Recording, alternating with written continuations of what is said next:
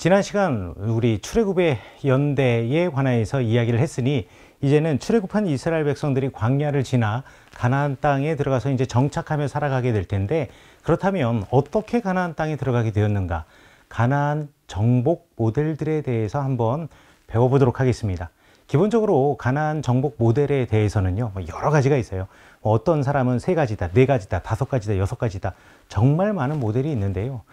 중요한 것은 3가지의 기본적인 틀을 가지고 서로 조합을 가지고 4번째, 5번째, 6번째 이런 학설들을 만들어내기 때문에 이 시간은 이 정복에 대한 3가지의 모델에 대해서 여러분에게 설명해 드리도록 하겠습니다.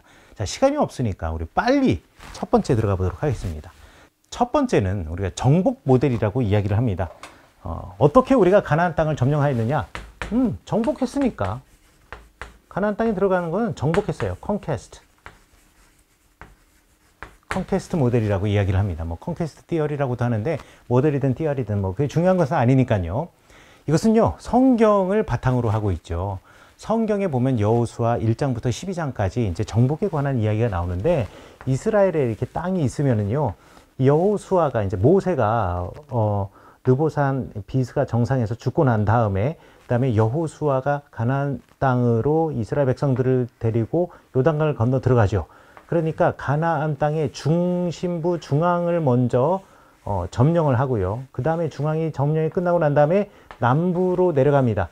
남부로 내려가고, 그 다음에 남부가 끝나고 나면 이제 북부를 갖다가 이제 점령을 하게 됩니다. 자, 그래서 팔레스타인, 그러니까 가나안 땅의 중부를 점령하는 이야기가 7장에서 9장까지 나오고 있고요. 남부를 점령하는 이야기가 10장에 나오고 있고요. 그 다음에 북부를 점령하는 이야기가 11장에 나와 있습니다. 그래서 자, 이렇게 점령하고 정복을 했다라고 하는 것이 이제 기본적인 틀입니다. 요것을 이제 주장했던 사람이 누구냐? 올브라이트라고 하는 사람인데요. 자, 올브라이트라고 하는 고고학자입니다. 고고학자가 사실 이 올브라이트는요, 15세기 출애굽설을 주장했던 사람입니다. 15세기 출애굽설은 1446년에 출애굽을 해가지고 그 다음에 가나안 땅에 들어왔다라는 이제 학설을 이야기하는 사람이죠. 그런데 이제 나중에 이 올브라이트가 팔레스타인 지역, 이 가나안 지역의 고고학 탐사를 하고 난 다음에 15세기에서 13세기에 가나안 땅에 들어왔다. 그리고 13세기에 출애굽했다. 출애굽과 가나안 땅 들어온 때를 13세기로 자신의 이론을 갖다가 15세기 설이 아니라 13세기 설로 바꾸게 되는데, 그 이유는 요 가나안 땅을 갖다가 확인을 해보니 우리 여호수아서에 보면은 이곳을 점령한 수많은 도시들의 명단이 나오지 않습니까? 그래서 이 올브라이트, 그리고 이제 올브라이트의 제자들이 있어요. 이름이 쉬워요. 올브라이트 이름 안에 다 들어가 있습니다. 하나는 라이트, 또 하나는 브라이트예요. 여러분들 이스라엘 역사에 관심이 있으면 존 브라이트의 이스라엘 역사책 한 권 정도는 이제 꼽고 계시죠. 존 브라이트 아주 보수적인 고고학자이며 역사학자인 이 존 브라이트가 이 올브라이트의 제자가 되겠는데요. 자, 어찌되었든 이 올브라이트가 13세기에 파괴된 도시들을 찾아냅니다. 그래서 예를 들어 드빌이라고 하는 곳, 드빌이라고 하는 베이트 미르심이라고 하는 곳이 있고요. 그 다음에 라기스라는 곳도 있고요. 그 다음에 베델이라고 하는 곳도 있고요. 그 다음에 하솔도 확인을 합니다. 확인을 하면서 이때의 지층을 보니까 전부 다 기원전 13세기에 파괴되었다는 거예요.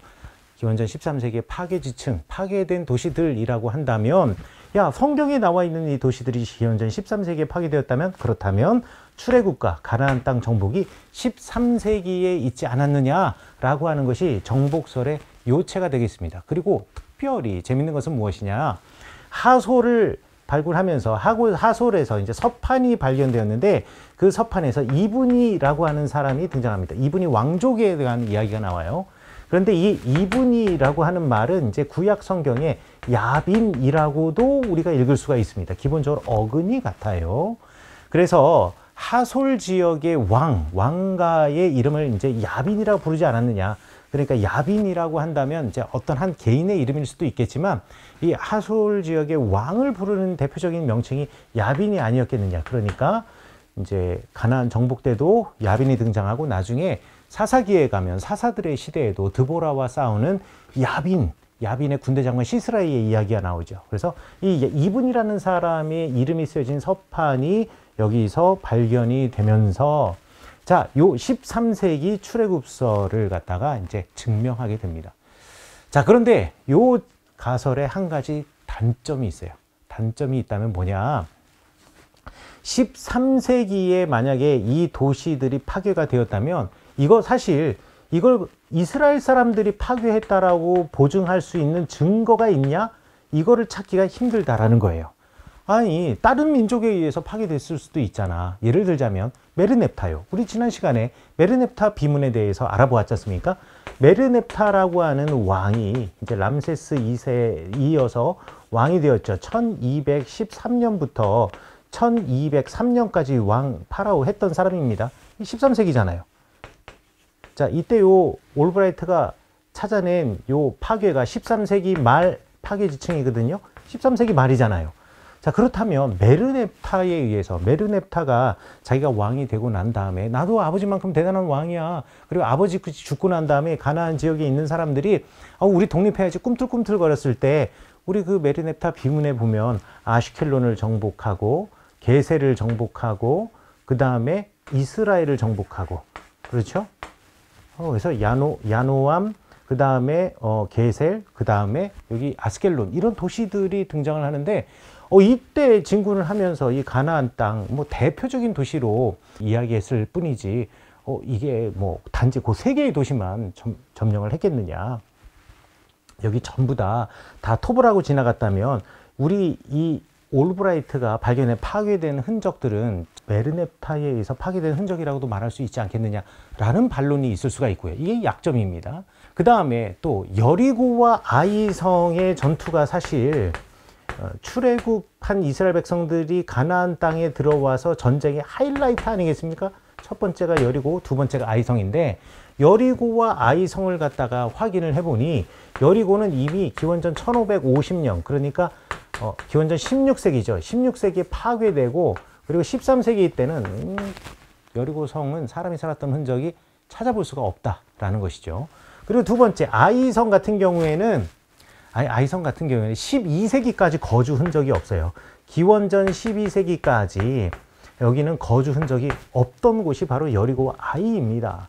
그러니 이스라엘 백성들이 가나안 땅에 들어왔을 때 여리고와 아이는 이미 폐허로 되어 있는데 어떤 도시들은 예를 들어서 뭐 아까 제가 말씀드린 것처럼 드빌이라든가 베델이라든가 라기스나 하솔들은 증명해낼 수 있지만 고고학적으로 여리고와 아이성은 성경에 나와 있는 이야기를 고고학적으로 증명해낼 수가 없다. 그렇다고 한다면 이것이 정복설의 가장 큰 약점이다라고 이야기를 할 수가 있겠지요.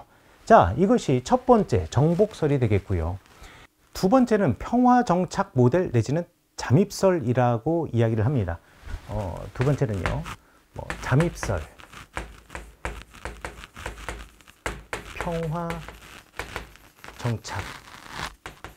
이렇게 이야기를 할 수 있습니다. 잠입이라든가 평화정착이라는 말이 이제 한국말로 이미 선점해서 우리의 선배 학자들이 썼기 때문에 우리가 그대로 쫓아가서 쓸 수밖에 없지만 잘 설명해주고 있는 단어이면서 동시에 완벽하게 설명하고 있는 단어는 아닌 것 같아요. 어찌되었든 이 기본적인 내용은 뭐냐? 영어로는 뭐라고 하냐면 infiltration이라고 이야기를 합니다. infiltration. 그러니까 서서히 스며들어 와가지고 거기에 거기서 이제 정착하게 되었다라고 하는데요. 여기 이제 기본적인 전제가 있습니다. 아까 정복 전쟁 같은 경우에는 출애굽한 이스라엘 백성들, 히브리인들이 전쟁을 통해서 가나안 땅을 정복했다라는 것이 기본적인 틀이라고 한다면 이 잠입설, 평화정착설의 기본적인 틀은 뭐냐? 유목민들의 이주라는 겁니다. 유목민 이주. 모든 뭐라 그러죠? 이런 가나안 정착에 관한 이야기나 이런 이론들은 성경을 기반으로 하고 있습니다. 신명기 26장 5절에 보면 무엇이라고 되어 있느냐? 이거는 신명기 26장 5절에 나와 있는 이스라엘 백성들의 그 신앙 고백이 되겠는데요. 우리 선조들은, 우리의 조상들은 방랑하는 아람 사람이었다라고 이야기를 합니다. 신명기 26장 5절에 보면 우리의 선조들은 어떤 사람이었다? 방랑하는 아람 사람이었다.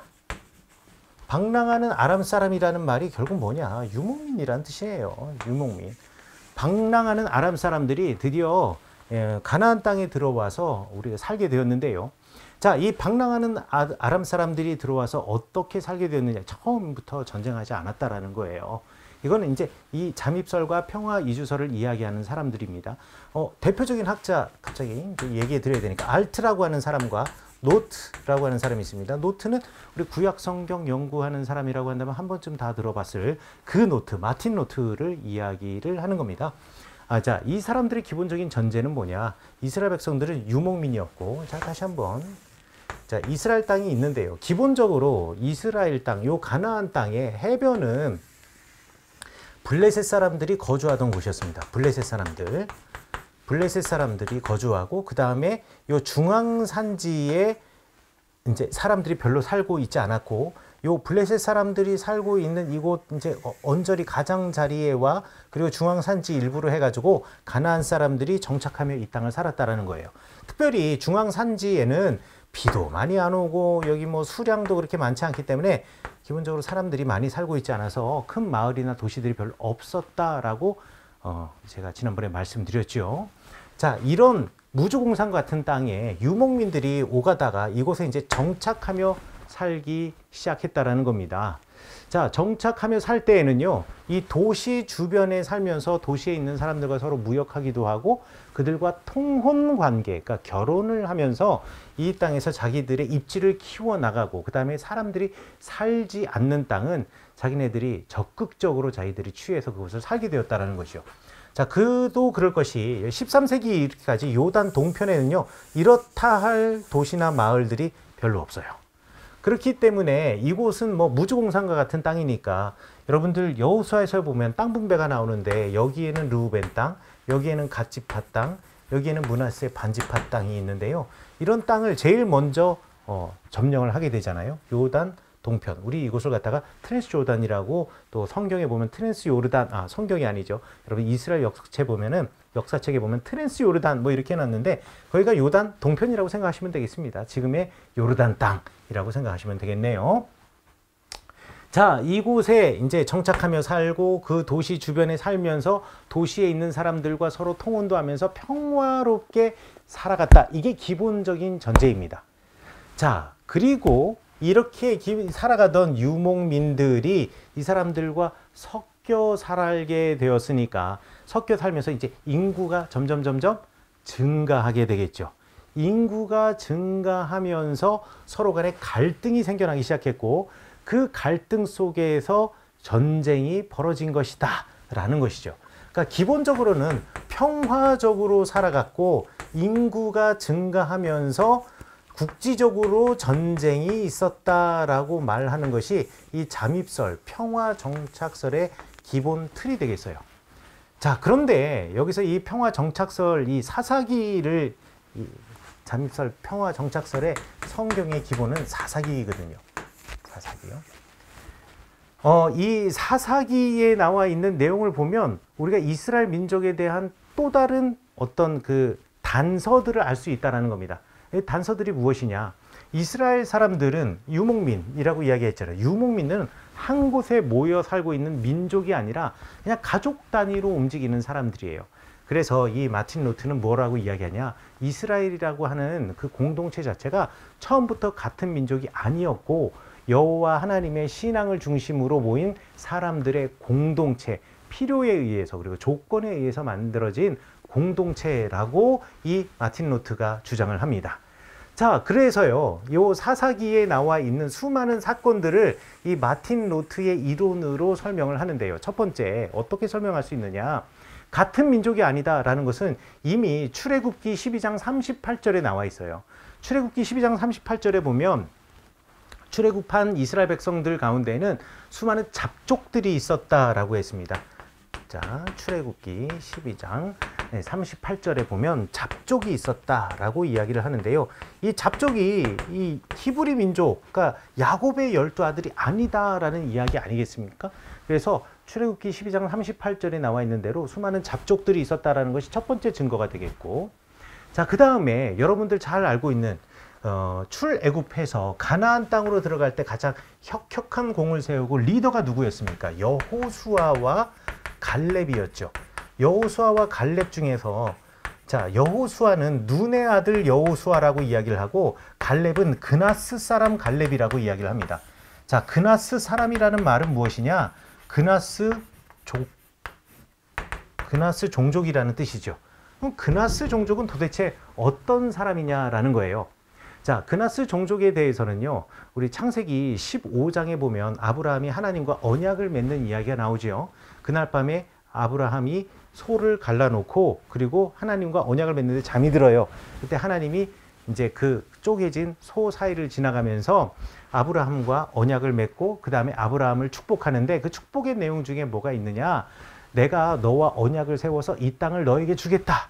그 주는 데가 어디냐? 애굽 강가부터. 그래서 애굽 강가는 이제 여기 이스라엘과 가나안 땅과 이집트의 국경이 되는 애굽 강가부터 저기 유프라데에 있는 데까지 이 사이에 있는 민족들의 땅을 주겠다라고 약속을 해주는데 이때 어떤 민족들이 거기서 등장하느냐? 뭐 겐족이라든가 그니스 내지는 그나스 족속이라든가 감몬 족속이라든가 헷 족속, 뭐 브리스 족속, 뭐 르바 족속, 뭐 여러분 아모리 족속 여러분 들어봤던 수많은 그 가나안의 족속들의 이름들이 여기서 등장합니다. 거기에 등장했던 족속 중에 하나가 그나스 또는 그니스와 그나스를 뭐 같이 생각을 합니다. 히브리어에는 케니지라고 이야기를 하는데요.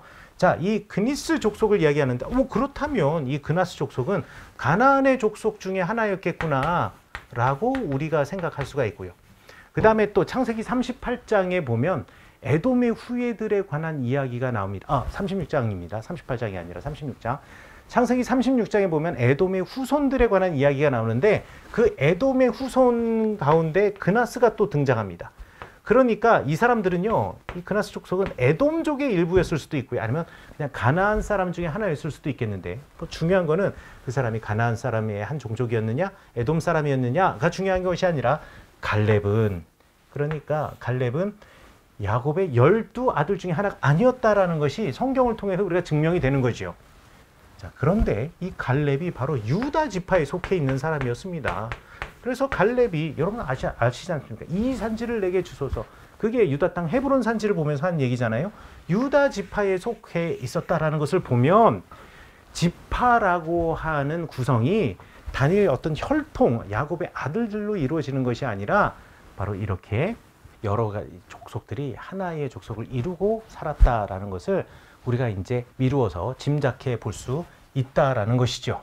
자, 그래서 이 잠입설, 평화설 같은 경우에는 이렇게 서로 다른 12지파가 민족도 다르고 그리고 서로 살아갔던 방식도 다른 이 12지파가 이제 여호와 하나님이라고 하는 신앙으로 하나의 공동체 이스라엘을 이루게 되었다라는 것을 근거로 한다라고 지금 마틴 루터가 이야기를 하는 거지요.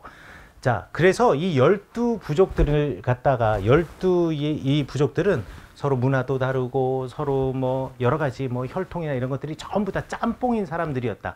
그러니까 민족적으로 하나의 동질성, 단결력이 있을까요, 없을까요? 당연히 없겠지요. 없을 수밖에 없습니다. 이렇게 서로 다른 문화와 혈통을 가진 사람들이 모여서 하나의 어떤 그 민족 같은 국가와 같은 공동체를 만드는 것을 갖다가 우리는 엠픽티온이라고 이야기를 합니다. 엠픽티온이.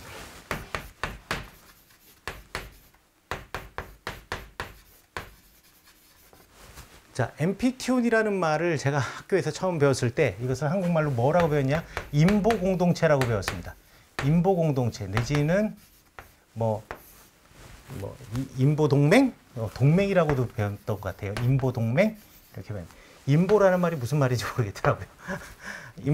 엠픽티온이라는 말은 이제 그리스어에서 이웃이라는 말에서 나온 말입니다. 그러니까 이 12지파는요, 야곱의 자녀들로 혈연 공동체가 아니라 사실은 그냥 여호와 하나님의 신앙을 가지고 있는 전혀 다른 사람들이 이웃을 이루고 살아가면서 때로는 서로 돕기도 하고 또는 서로 싸우기도 한다라는 거예요. 그래서 사사기에 보면은요, 어떤 전쟁이 일어났을 때 우리 전쟁하니까 다 모여라고 해서 미스바에서 콜을 했을 때 사람들이 오기도 하지만 오지 않는 지파들도 있었죠. 아니 우리가 약속을 했잖아요. 요단 동편에서 전쟁이 있을 때 우리 다 함께 하는 것으로 하자라고 우리가 약속을 했는데 그럼 불렀으면 와야 될 거 아니에요. 근데 안 오는 경우들이 있어요. 왜? 이 사람들은 혈연 공동체 우리 형제라면 다 왔을 텐데 안 온 이유는 그냥 인보동맹 이웃들일 뿐이다. 그러니까 자기 이해관계에 의해서 올 수도 있고 안 오기도 했다라는 거예요.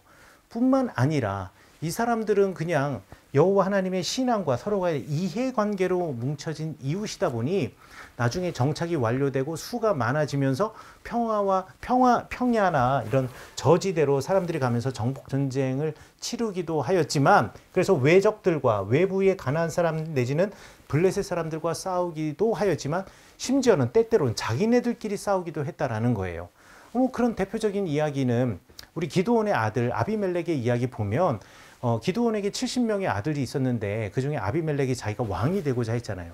이 아비멜렉은 어떤 사람이라고 성경에 나와 있냐면 세겜 여인과 기드온이 결혼했는데 이 세겜 사람들은 이스라엘 민족이 아니었어요. 그러니까 이 세겜 사람들 하면 여기 세겜이 이쪽에 있는 지역인데요. 세겜은 므낫세 지파에 속해 있는 땅이라고 생각하시면 되겠습니다. 그러니까 므낫세 지파에 속해 있는 땅에 세겜 사람은 전혀 이스라엘 민족이 아닌 사람들이 살았다? 이것이 기본적으로 12지파 공동체가 단일 혈연으로 이루어진 지파 공동체가 아니라는 것. 그리고 그 아비멜렉이 어찌되었든 서로 혈연으로 연결되진 않았지만 지파라는 이름 아래에서 서로 돕는 관계로 살아야 될 것 같지만 이해관계에 따라서 서로 다투기도 하였다라는 증거가 될 수 있고요. 또 사사기 19장 이하에 보면 베냐민 지파, 레위인의 첩사건 이후로 베냐민 지파 하나는 완전히 멸절될 위기에 모일 정도로 위기에 처할 정도로 서로 다투게 되지 않습니까? 그러니까 이 모든 것들이 지파가 혈연적인 동질성, 민족적인 동질성이 없다라는 증거다라고 마틴 루트가 이야기를 하는 거죠. 그래서 이 12지파는 그냥 서로 따로 움직이던 유목민이었고 그 유목민 가운데 그래요. 출애굽한 공동체가 이 안에 그 유목민 중에 하나가 될 수도 있겠지요. 하지만 이 12지파 공동체 모두가 출애굽한 공동체는 아니었다.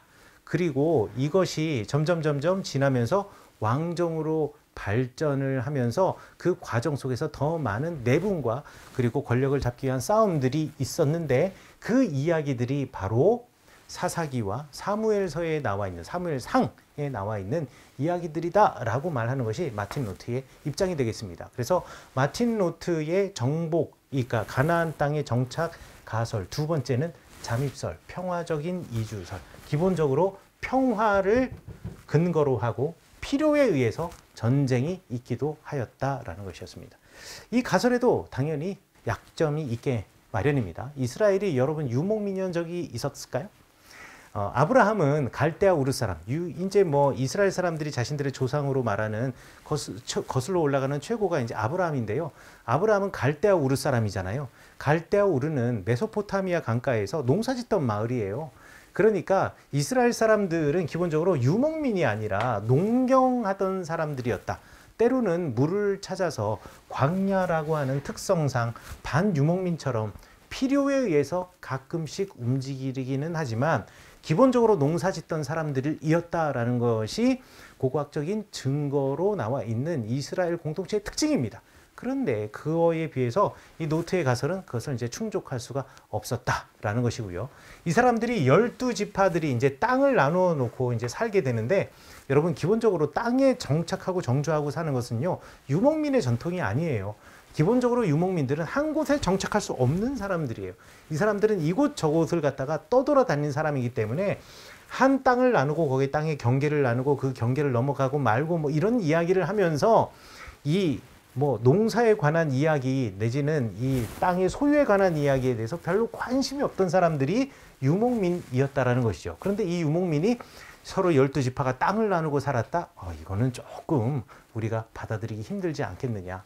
그래서 이 유목민이 이주하였다라는 것에 대하여서 나름대로 사사기를 설명하는 데는 정말 좋은 가설이긴 하지만 한편으로 이스라엘 민족의 바탕을 유목민으로 둔다라는 것에 대해서는 여러 가지로 이제 한계들이 있다라는 것을 여러분에게 말씀드리도록 하겠습니다.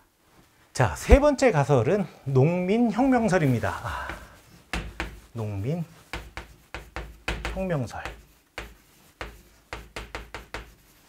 Peasant Revolt. Peasant Revolt라고 하는 농민혁명설입니다. 뭐 이거를 주장한 사람의 이제 가장 대표적인 사람은 이제 조지 맨델홀이라고 하는 사람이 있고요. 그 다음에 고트발트. 저는 골트발트로 배웠는데 이 고트발트가 이제 아마 이 독일어권 사람이긴 한데 이제 살기는 계속 미국에서 살았고 미국에 있는 신학대학을 나왔기 때문에 어려서부터 다 독일어권 가본 적이 있는지는 모르겠어요. 그런데 그 이력을 보면 다 미국에서 살았기 때문에 책들에 보면 갓월드라고도 이렇게 사람들이 많이 번역을 해놨습니다. 근데 제가 학교 다닐 때는 고트발트라고 제가 배웠기 때문에 뭐 고트발트든 갓월드든 중요하지 않습니다. 뭐 여러분들 뭐 시험 보는 것도 아니고요. 자, 이 사람들이 주장하는 것은 무엇이냐? 기본적으로 이스라엘은 가나안 땅에 자생적으로 생긴 사람들이다. 그러니까 기본적으로 이스라엘 사람들은 가나안 사람들이라는 거예요. 자, 다시 한번 정리해 볼게요. 정복설은 무엇이라고요? 정복설은 기본적으로 누구에 의해서 가나안 땅이 점령되었느냐? 출애굽한 히브리인들에 의해서. 그 다음에 잠입설이라고 하죠. 평화 이주라고도 이야기를 했지만 하여튼 잠입이라고 할게요. 잠입설 같은 경우에는 유목민이 그 주체다라고 이야기를 하는데, 세 번째 농민혁명설은 가나안 사람이 주체가 되는 겁니다. 그러니까 이스라엘 사람들은 원래부터 가나안 사람이고 이스라엘이라고 하는 민족은 가나안에서 자생적으로 생긴 사람들이라는 것이에요. 자, 이 사람들이 농민혁명설을 이야기하는 이유는 이스라엘 땅이 이렇게 생겼죠. 자, 요 13세기에서 12세기로 넘어가는 요 시기가 어떤 시기냐? 문화사적으로, 문명사적으로 이때가 후기 청동기가 끝나고 철기로 넘어가던 시기가 되었습니다. 자, 후기 청동기에서 철기로 넘어가던 시대 때 이제 문화적인 변혁의 시대가 바로 이 13세기에서 12세기로 넘어가던 시대였는데요. 기본적으로 이 사람들의 전제는 무엇이냐?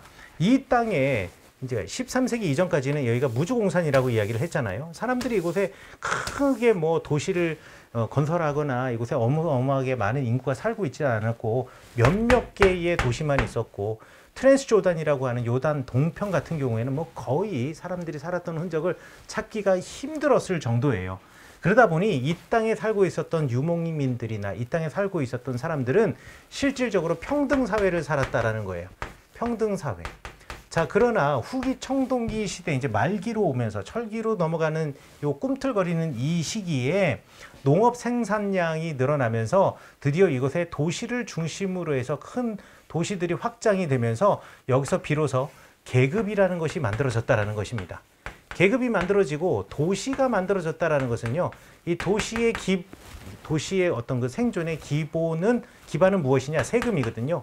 세금 제도를 만들면서 이제 농민들이 그 과도한 세금에 의해서 반발하기 시작했다라는 겁니다. 그래서 도시 군주들에게 반란이 일어나기 시작했는데, 이 혁명의 시발점은 어디였느냐? 요단 동편이었다라는 거예요. 왜 요단 동편이었냐? 성경을 보면 출애굽한 이스라엘 백성들이 출애굽을 해가지고 이제 요단 동편 땅을 지나서 이제 전쟁을 하게 되는데, 가장 대표적인 전쟁이 뭐냐? 바로 요 지역에 있었던 시혼 왕과의 전쟁입니다. 시혼 왕과의 전쟁은 우리 민수기 21장에 나와 있는데요. 헤스본이라고 하는 성을 중심으로 해서 자기 세력을 키우던 시혼 왕을 지금 출애굽한 이스라엘 백성들이 무너뜨렸다라는 거예요. 자, 그런데 출애굽한 이스라엘 백성들이 몇 명이었겠냐라는 거지요. 출애굽한 이스라엘 백성들이 뭐 우리 성경에 보면 장정만 60만이다 라고 이야기를 하지만 사실 그 수를 믿을 수가 있겠느냐? 사실 출애굽한 이스라엘 백성들은 약 2에서 3천 명 정도였을 것이다 라고 이 사람들은 추정을 합니다. 자, 그러면 2에서 3천 명 되는 인구를 추정하는 또 근거는 무엇이냐? 여러분, 출애굽기 1장에 보면은요, 산모들, 히브리 산파들 2명이 히브리 사람들 아기들이 남자인지 여자인지 구별해내는 역할을 하잖아요. 그 2명이 다 커버할 정도의 인원이라고 한다면 2~3천 명밖에 되지 않았을 것이다 라고 추정을 하는 거죠. 게다가 이스라엘 백성들이 출애굽하여서 홍해바다 만나잖아요. 홍해바다 만났을 때 뒤따라오는 파라오의 군대를 보고 사람들이 다 움츠려들죠. 그때 이집트의 그 군인들 쫓아왔던 이집트 군인들의 수가 전차병이 600승, 그러니까 전차 600승이 쫓아왔단 말이에요. 그러면 그 정도의 인원으로 뭐 남녀노소 다 합쳐서 180만에서 200만 이상 되는 사람들이 전쟁을 했다? 아니, 이거는 인해 전술로도 이길 수 있는 거 아니냐. 그 정도의 군사에 대해서 사람들이 겁먹고 야, 우리 이제 죽었다라고 생각할 정도라면 그 수가 많지 않았을 것이다. 자, 그래서 출애굽한 인원은 한 2천에서 3천 명밖에 되지 않았겠느냐. 그런데 이 출애굽한 2천에서 3천 명 되는 사람들이 시혼 왕과 싸워서 이겼다라는 것으로 주변에 지금 도시의 군주의 세금으로 억압받고 있었던 농민들이 뭐라 그러죠? 희망을 얻은 거죠. 야, 우리도 할 수 있다. 저 사람들도 저 시온 왕, 그 당시 요단 동편에서 가장 큰 제국, 가장 힘 있는 왕국이라고 말할 수 있는 그 왕국을 무너뜨리지 않았느냐. 우리도 할 수 있다라고 하는 희망들을 이제 보기 시작했다라는 겁니다. 자, 그래서요. 우리 성경에 보면 이스라엘 출애굽한 이스라엘 백성들이 제일 먼저 요단 동편의 3개의 지파가 땅을 자리를 잡지 않습니까? 요 지역을 갖다가 르우벤 지파가 잡고 이곳을 갖다가 갓 지파가 잡고 이 위의 지역을 갖다가 므낫세 지파가 잡고 므낫세 지파는 오른쪽에도 또 하나 왼쪽에도 또 하나 잡지만은요. 어찌 됐든 이 3개의 지파가 오른쪽 요단 동편을 갖다가 점령하는 이야기가 우리 여호수아서에 나오는데 이것이 바로 출애굽한 소수의 히브리 사람들에 의해서 자극을 받은 요단 동편의 가나안 사람 내지는 토착민들이 반란, 혁명을 일으켜서 농민 봉기를 일으켜서 이곳을 점령하게 되었고 이 혁명의 물결이 동편에서 서편으로 건너가서 우리 성경에 나와 있는 정복 전쟁의 이야기는 사실 그 땅에 도시 군주로부터 성의 군주로부터 세금으로 고통받고 있는 이제 소작농들이나 농민들이 반란을 일으켜서 이 땅에 있는 도시 군주들을 전부 다 몰아내고 그리고 이곳에 12개의 지파라는 이름으로 이 사람들이 평등사회를 만든 것이다 라는 것이 이 멘데르홀과 고트발트의 주장이죠. 이상적이고 아름다운 이야기지만 저는 별로 신뢰하지 않는 이야기입니다. 농민들의 혁명과 농민들의 봉기. 이 이야기에 사실 배경이 되고 또 아이디어를 준 이야기는 그 아마르나 서신의 아피루들입니다. 이 고트발트하고 멘델홀은요, 아피루들을 히브리와 서로 동일시하였기 때문에 그 시대에 이렇게 사람들이 왕이 보낸 행정관이나 아니면 지방 군주들을 괴롭힐 수 있는 농민들이 존재했을 것이다 라는 것을 전제로 해서 지금 이 이론, 농민혁명서를 만들어냈는데요. 결정적으로 고고학적인 증거가 없다. 여러분 생각해 보세요. 사회혁명이라는 모델 자체가 실제적인 물질 증거를 찾기가 어렵습니다. 그렇겠죠? 그래서 사회혁명을 일으킨 이 모델 자체가 실제적인 물질 증거를 찾기 어렵기 때문에 고고학적인 증거 사실 거의 없다라고 보시면 상관이 없겠고요. 또 한 가지 질문을 할 수밖에 없는 것이 여기 이 당시에 수많은 도시들이 파괴한 이야기들이 성경에 나오고 또 파괴된 실질적으로 고고학적인 증거들이 나오는데요. 농민들이 혁명과 봉기를 일으켰으면 그 소수의 도시의 군주나 지배층을 처단하고 난 다음 결국 그곳은 자기가 살 곳이잖아요. 왜 거기를 무너뜨려요? 왜 거기를 완전히 파괴해요? 그럴 필요가 없다라는 거죠. 그러니까 이것도 말이 안 되고 또 우리가 지난 시간에 제가 그 13세기 출애굽의 증거를 이야기하고 12세기의 정착의 증거로서 무엇을 이야기했냐면 이 가나안 요 산간 지방에 그 다음에 요단 동편에 있는 이런 지방에 갑작스럽게 인구가 유입이 돼서 인구가 폭발적으로 늘었다라고 했는데 출애굽한 인구가 2, 3천 명밖에 안 된다며요. 자기들 말로는.